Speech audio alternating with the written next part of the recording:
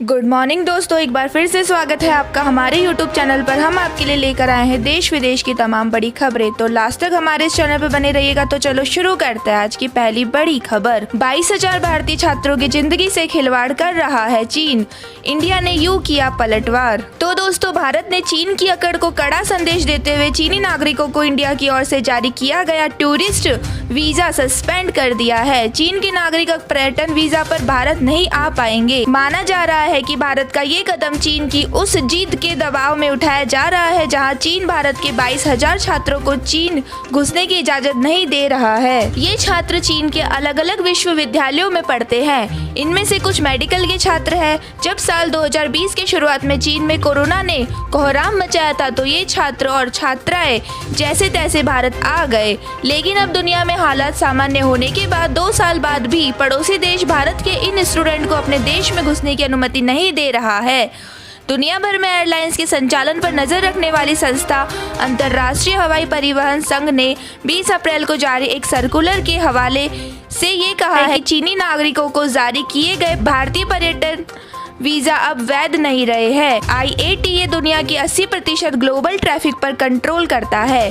IATA के अनुसार अब इन यात्रियों को भारत आने की इजाज़त है। इनमें भूटान के नागरिक, भारतीय, मालदीव और नेपाली के यात्री वैसे यात्री हैं जिन्हें भारत ने रेजिडेंस परमिट जारी किया है। वैसे यात्री जिन्हें भारत ने वीजा अथवा ई वीजा जारी किया है।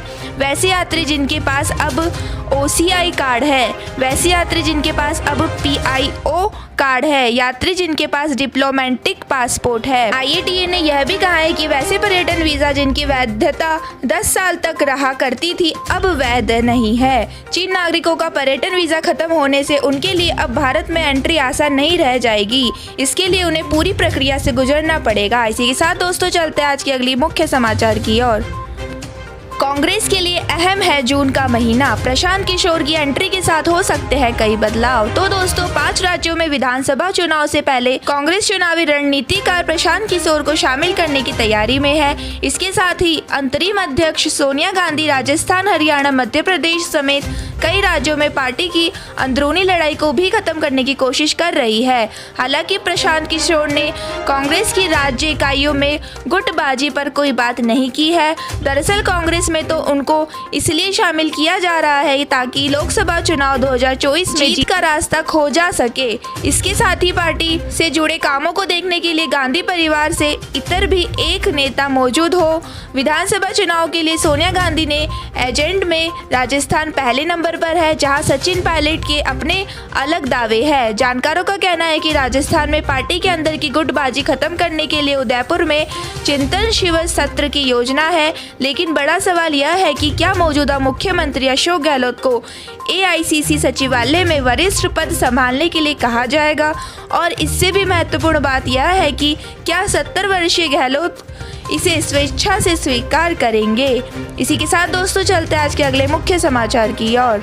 लखीमपुर हिंसा के मुख्य आरोपी आशीष मिश्रा ने किया सरेंडर, सुप्रीम कोर्ट ने रद्द की थी जमानत। तो दोस्तों, यूपी के गृह राज्य मंत्री अजय मिश्रा टेनी के बेटे और लखीमपुर हिंसा के मुख्य आरोपी आशीष मिश्रा ने लखीमपुर की निचली अदालत में सरेंडर कर दिया है। लखीमपुर पुलिस ने सरेंडर करने के बाद आशीष मिश्रा को जेल भेज दिया है। आशीष मिश्रा मोनू को इलाहाबाद हाई कोर्ट ने जमानत दे दी थी। आशीष मिश्रा को मिली जमानत के बाद मामला सुप्रीम कोर्ट पहुंच गया था। सुप्रीम कोर्ट के केंद्रीय गृह राज्य मंत्री के बेटे और लखीमपुर हिंसा के मुख्य आरोपी आशीष मिश्रा को मिली जमानत रद्द कर दिया था। जानकारी के मुताबिक आशीष मिश्रा रविवार को छुट्टी के दिन ही सरेंडर कर दिया। बताया जा रहा है कि आशीष मिश्रा ने CJM की कोर्ट में पहुंचकर सरेंडर कर दिया है। मतलब यह है कि सुप्रीम कोर्ट ने आशीष मिश्रा को इलाहाबाद हाई कोर्ट से मिली जमानत रद्द करते हुए तल्ख टिप्पणियां की थी। सुप्रीम कोर्ट ने आशीष मिश्रा की जमानत रद्द करते हुए उसे 7 दिन के अंदर सरेंडर करने के लिए कहा था। सुप्रीम कोर्ट की ओर से आशीष मिश्रा को सरेंडर करने के लिए दिए गए 7 दिन की समय सीमा यानी कि 25 अप्रैल को पूरी हो रही है। इसी के साथ दोस्तों चलते हैं आज के अगले मुख्य समाचार की ओर। रसिया यूक्रेन वॉर, यूक्रेन के बाद पुतिन की सेना किस देश पर करेगी हमला, जेलेंस्की ने किया खुलासा। तो दोस्तों, यूक्रेन और रूस में जंग जारी है। इस बीच यूक्रेन के राष्ट्रपति व्लादिमीर ज़ेलेंस्की ने खुलासा किया है कि रूस की सेना का अगला टारगेट कौन सा देश है। ज़ेलेंस्की ने खुलासा किया है कि रूस के राष्ट्रपति व्लादिमीर पुतिन की सेना यूरोप कई देशों को निशाना बना सकती है। रूसी सेना का अगला टारगेट मोल्दोवा है।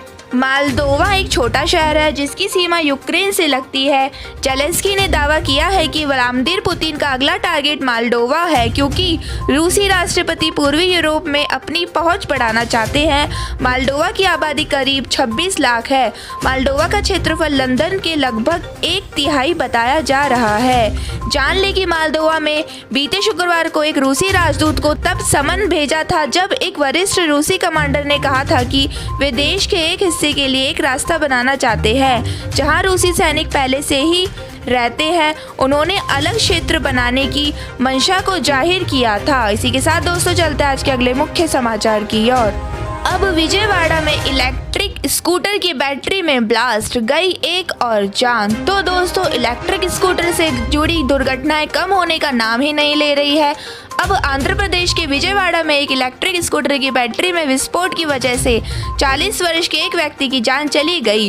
वहीं परिवार के 3 अन्य सदस्य गंभीर रूप से घायल हो गए हैं। यह हादसा स्कूटर खरीदे जाने के ठीक एक दिन बाद हुआ। पुलिस ने इस घटना को लेकर मामला दर्ज कर लिया है। पुलिस ने बताया है कि मृतक की पहचान डीटीपी डिजाइनर के शिव कुमार के रूप में बताई हुई है।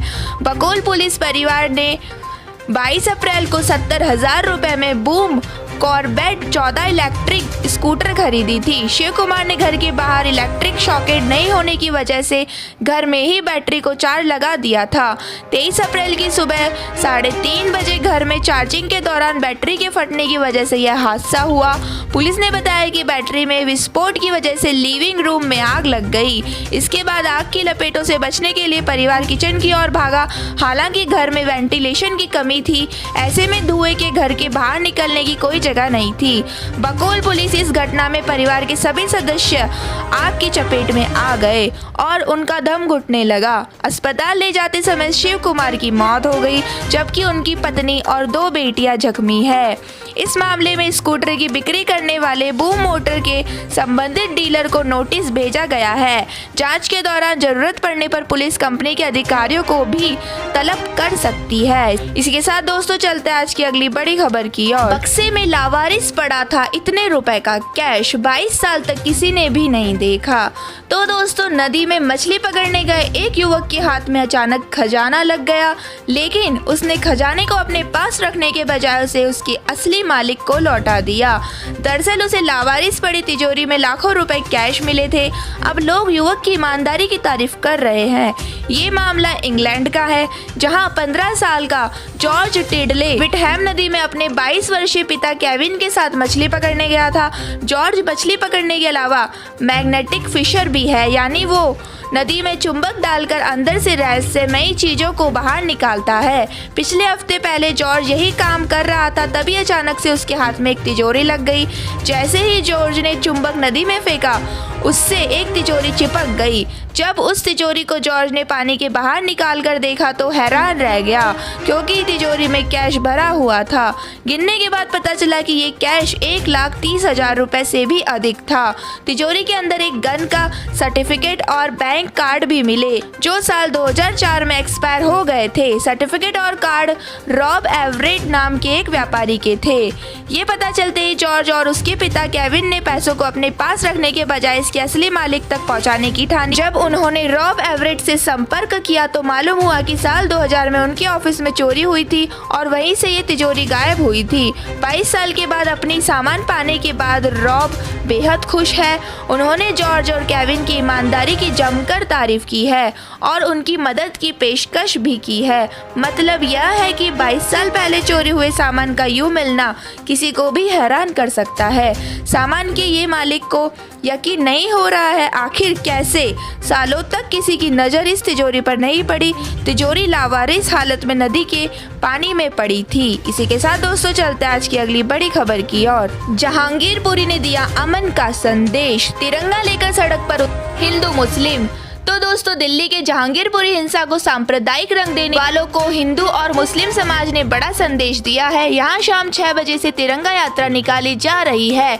इसमें हिंदू और मुस्लिम के लोग बढ़ चढ़कर हिस्सा ले रहे हैं और हाथों में तिरंगा थामकर आपसी भाईचारे की मिसाल पेश कर रहे हैं। जहांगीरपुरी में 9 अप्रैल को हनुमान जयंती पर हिंसा हो गई थी। घटना के बाद माहौल गर्मा गया था। हालांकि हफ्ते भर बाद जहांगीरपुरी की गलियों में जनजीवन धीरे धीरे पटरी पर आ रहा है। जहांगीरपुरी में इफ्तार और ईद की खरीदारी के लिए खासी भीड़ देखी जा रही है। जहां जिस इलाके सी और डी ब्लॉक के आसपास झड़प प्रदर्शन और अतिक्रमण विरोधी अभियान चलाया गया, वहां चहल पहल देखी जा रही है। स्थानीय लोगों ने एक साथ संदेश देने के लिए एक तिरंगा यात्रा निकालने का कार्यक्रम तय किया है। जहांगीरपुरी के स्थानीय लोगों में तिरंगा यात्रा को लेकर खासा उत्साह देखने को मिल रहा है। जहां जूस की दुकान के मालिक जाहिद उल इस्लाम कहते हैं कि कारोबार धीरे धीरे पटरी पर लौट रहा है। हम तिरंगा यात्रा में शामिल होंगे। उम्मीद है कि इसके बाद जिंदगी पटरी पर आ जाएगी। इसी के साथ दोस्तों चलते हैं आज के अगले मुख्य समाचार की और आने वाली है रॉयल एनफील्ड की 6 मोटरसाइकिलें। जाने किसमें क्या होगा खास। तो दोस्तों बुलेट जैसी पॉपुलर बाइक बनाने वाली कंपनी रॉयल एनफील्ड जल्द ही बाजार में 6 नई मोटरसाइकिलें लॉन्च कर सकती है। यह सारी बाइक्स हाई कैपेसिटी इंजन की होगी जो 350 सीसी से लेकर 650 सीसी की रेंज में है। रॉयल एनफील्ड इंडियन मार्केट में एंट्री लेवल पर नई रॉडस्टर बाइक लाने की तैयारी कर रही है। इस गाड़ी का नाम हंटर 350 हो सकता है। इसकी अब तक जो तस्वीरें लीक हुई है उससे पता चलता है कि इसमें गोल हेडलाइट और टेल लाइट के अलावा डुअल रियर शॉक्स और सिंगल सीट जैसे फीचर्स होंगे। इसमें 349 सीसी का एयर या ऑयल कूल्ड इंजन होने की संभावना है जो 5 स्पीड गियर बॉक्स के साथ आएगी। रॉयल एनफील्ड इंडियन मार्केट में अगली पीढ़ी की बुलेट स्टैंडर्ड 350 भी जल्द उतार सकती है। इसकी रोड टेस्टिंग के दौरान कुछ तस्वीरें हाल में वायरल हुई थी जिसका डिजाइन मौजूदा क्लासिक 350 जैसा ही होने की उम्मीद है। खबरों के मुताबिक नई बुलेट 350 में थोड़े कम इक्विपमेंट होंगे जिससे ये बाइक थोड़ी सस्ती हो सकती है। इसमें रॉयल एनफील्ड का J सीरीज 349 सीसी इंजन हो सकता है। इसी के साथ दोस्तों चलते हैं आज के अगले बड़े समाचार की ओर। 12 साल के बच्चे ने मात्र 3 मिनट में चोरी कर ली स्कूटी, सीसीटीवी में कैद हुई घटना। तो दोस्तों मध्य प्रदेश के ग्वालियर में एक 12 साल के बच्चे ने मात्र 3 मिनट में स्कूटी चोरी कर ली है। यह घटना सीसीटीवी में कैद हो गई है। पुलिस इस मामले की जांच कर रही है। सीसीटीवी कैमरे में कैद बच्चा स्कूटी चोरी करके ले जाता दिखाई दे रहा है। पुलिस के मुताबिक इस बच्चे के पिता नहीं है और मां के साथ रहता है। बच्चे से चोरी की स्कूटी बरामद कर ली गई है। ग्वालियर में बाइक चोरी की घटनाएं कम से कम होने का नाम ही नहीं ले रही है। पुलिस द्वारा चोरों की लगातार धरपकड़ के बाद भी चोरों के हौसले बुलंद है। वाहन चोरी को लेकर ग्वालियर के कोतवाली थाने क्षेत्र में हैरान कर देने वाला मामला सामने आया है। यहाँ मात्र 12 साल का एक बच्चा स्कूटी चोरी करते कैमरे में नजर आया। ग्वालियर के दाल बाजार स्थित गीता कॉलोनी में सीसीटीवी कैमरे में यह घटना कैद हुई है। बालक स्कूटी चोरी करके ले जाता दिखाई दे रहा है। पुलिस के मुताबिक चे ने मात्र 3 मिनट में स्कूटी चोरी कर ली है।